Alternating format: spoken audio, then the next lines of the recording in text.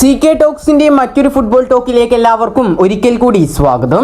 ഇന്നത്തെ ഒരു വീഡിയോയിൽ നമ്മൾ പ്രധാനമായും ചർച്ച ചെയ്യാൻ പോകുന്നത് കേരള ബ്ലാസ്റ്റേഴ്സിനോടനുബന്ധിച്ചുള്ള ഏറ്റവും സുപ്രധാനമായിട്ടുള്ള രണ്ട് അപ്ഡേറ്റുകളാണ്. ഒന്നാമത്തെ ഒരു അപ്ഡേറ്റ് എന്നത് കേരള ബ്ലാസ്റ്റേഴ്സ് എഫ്സിയുടെ മലയാളി ഗോൾ കീപ്പറായ സച്ചിൻ സുരേഷിന്റെ പരിക്കിനോടനുബന്ധിച്ചുള്ളതാണ്. ഇനി രണ്ടാമത്തെ ഒരു അപ്ഡേറ്റ് എന്നത് ഇന്നലെ രാത്രി നടന്ന മത്സരത്തിന് ശേഷം നടന്ന പത്രസമ്മേളനത്തിൽ ബ്ലാസ്റ്റേഴ്സിന്റെ പരിശീലകനായ ഇവാൻ വുക്കോമാനോവിച്ച് അടുത്ത മത്സരത്തെ കുറിച്ചെല്ലാം കുറച്ച് വെളിപ്പെടുത്തലുകൾ നടത്തിയിട്ടുണ്ട്. ഏതായാലും മത്സരത്തിന് ശേഷം ആശാൻ പറഞ്ഞ കാര്യങ്ങളുമാണ് നമ്മൾ ഈ രണ്ടാമത്തെ അപ്ഡേറ്റ് ആയി പരിഗണിക്കുന്നത്.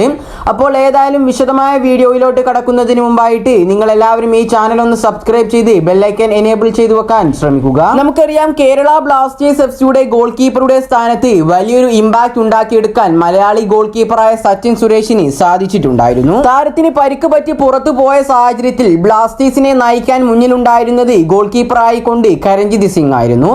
പക്ഷേ കരൺജിത് സിംഗിന് സച്ചിൻ സുരേഷിന്റെ അത്രയും ഈ ഒരു സീസണിൽ ബ്ലാസ്റ്റേഴ്സിന് വേണ്ടി തിളങ്ങാൻ സാധിച്ചിട്ടില്ല. പക്ഷേ സച്ചിൻ സുരേഷിനേക്കാൾ കൂടുതൽ എക്സ്പീരിയൻസ് ഉള്ള ഒരു ISL എക്സ്പീരിയൻസ് ഉള്ള ഒരു ഗോൾ കീപ്പർ കൂടിയാണ് കരൺജിത് സിംഗ് എന്നുള്ളത്. ഏതായാലും കണക്കുകൾ എടുത്ത് നോക്കുകയാണെങ്കിൽ കേരള ബ്ലാസ്റ്റേഴ്സ് എഫ്സിയുടെ അവസാനത്തെ 10 മത്സരത്തിൽ ഒരു ക്ലീൻ ഷീറ്റ് പോലും ബ്ലാസ്റ്റേഴ്സിന് സ്വന്തമാക്കാൻ സാധിച്ചിട്ടുണ്ടായിരുന്നില്ല. അതേസമയം സച്ചിൻ സുരേഷ് ഉള്ളപ്പോൾ ഒരുപാട് ക്ലീൻ ഷീറ്റുകൾ താരത്തിന് നേടിയെടുക്കാൻ സാധിച്ചിട്ടുമുണ്ടായിരുന്നു. അപ്പോൾ ഏതായാലും നിലവിലെ കേരള ബ്ലാസ്റ്റേഴ്സ് എഫ്സിയുടെ ആരാധകരുടെ സംശയമാണ് എന്നാണ് കേരള ബ്ലാസ്റ്റേഴ്സ് എഫ്സിക്ക് വേണ്ടിയിട്ട് ഇനി സച്ചിൻ സുരേഷ് കളിക്കളത്തിലേക്ക് ഇറങ്ങുക എന്നുള്ളത്. അപ്പോൾ ഏതായാലും അതിനൊരു വ്യക്തമായ തെളിവ് ഇപ്പോൾ പുറത്തേക്ക് വന്നിട്ടുണ്ട്. കഴിഞ്ഞ ദിവസമാണ് സച്ചിൻ സുരേഷ് എന്ന ബ്ലാസ്റ്റേഴ്സിന്റെ സൂപ്പർ ഗോൾ കീപ്പറുടെ ശസ്ത്രക്രിയ വിജയകരമായി പൂർത്തിയാക്കിയിട്ടുണ്ടായിരുന്നത്. എന്നാൽ താരത്തിന് കുറച്ചധികം റെസ്റ്റ് ആവശ്യമാണ്. കാരണം എന്താണെന്ന് വെച്ചാൽ സർജറി കഴിഞ്ഞതിന് ശേഷം പെട്ടെന്നൊന്നും കളിക്കാൻ സാധിക്കുകയില്ല. സർജറിക്ക് ശേഷം കുറച്ച് റെസ്റ്റ് ഒക്കെ അത്യാവശ്യമാണ്. അതിനുശേഷമായിരിക്കും താരം റിഹാബിലിറ്റേഷൻ ഒക്കെ തുടങ്ങുക. ഏതായാലും ഈ ഒരു ISLന്റെ 10ാം സീസണിൽ ഇനി കേരള ബ്ലാസ്റ്റേഴ്സ് എഫ്സിക്ക് വേണ്ടിയിട്ട് ഗോൾ കീപ്പറായിട്ട് സച്ചിൻ സുരേഷ് ഉണ്ടാവില്ല. അടുത്ത സീസണിലായിരിക്കും താരം ബ്ലാസ്റ്റേഴ്സിന് വേണ്ടി ഇനി കളത്തിലേക്ക് ഇറങ്ങുക. ഏതായാലും ഇനി രണ്ടാമത്തെ ഒരു അപ്ഡേറ്റ് എന്നത് ഇന്നലെ നടന്ന മത്സരത്തിന് ശേഷം കേരള ബ്ലാസ്റ്റേഴ്സ് എഫ്സിയുടെ പരിശീലകനായ ഇവാൻ വുക്കോമാനോവിച്ച് പത്രസമ്മേളനത്തിൽ പറഞ്ഞ കാര്യങ്ങളാണ്. നമുക്കറിയാം ഇന്നലെ രാത്രി കേരള ബ്ലാസ്റ്റേഴ്സ് എഫ്സി അവരുടെ തട്ടകമായ കൊച്ചിയിൽ വെച്ച് ഈസ്റ്റ് ബംഗാൾ FC ആയിരുന്നു നേരിട്ടിട്ടുണ്ടായിരുന്നത്. ഏതായാലും ആ ഒരു മത്സരത്തിൽ കേരള ബ്ലാസ്റ്റേഴ്സ് 2-4 ഗോളുകൾക്കായിരുന്നു ഈസ്റ്റ് ബംഗാളിനോട് പരാജയപ്പെട്ടിട്ടുണ്ടായിരുന്നത്. ഈ ഒരു മത്സരത്തിന് ശേഷം ബ്ലാസ്റ്റേഴ്സിന്റെ പരിശീലകനായ ഇവാൻ വുക്കോമാനോവിച്ച് അടുത്ത മത്സരത്തെ എല്ലാം കുറിച്ച് വളരെ ഞെട്ടിക്കുന്ന രീതിയിൽ തന്നെയാണ് കാര്യങ്ങളൊക്കെ പറഞ്ഞിട്ടുള്ളത്.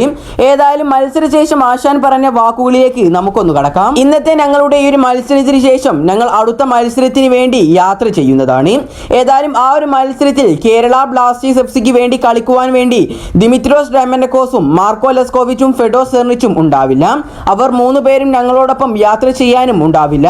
ഏതായാലും ഇവാൻ വുക്കോമാനോവിച്ചിന്റെ വാക്കുകളിൽ നിന്നും നമുക്ക് വ്യക്തമാക്കാൻ സാധിക്കുന്നത് അടുത്ത കേരള ബ്ലാസ്റ്റേഴ്സ് എഫ്സിയുടെ മത്സരങ്ങളിൽ ഒന്നും തന്നെ ബ്ലാസ്റ്റേഴ്സിന് വേണ്ടി കളിക്കുവാൻ ഫെഡോ സെർണിച്ചും ദിമിത്രോസ് ഡയമൻഡക്കോസും മാർക്കോ ലെസ്കോവിച്ചും അവൈലബിൾ ആയിരിക്കില്ല എന്നതാണ്.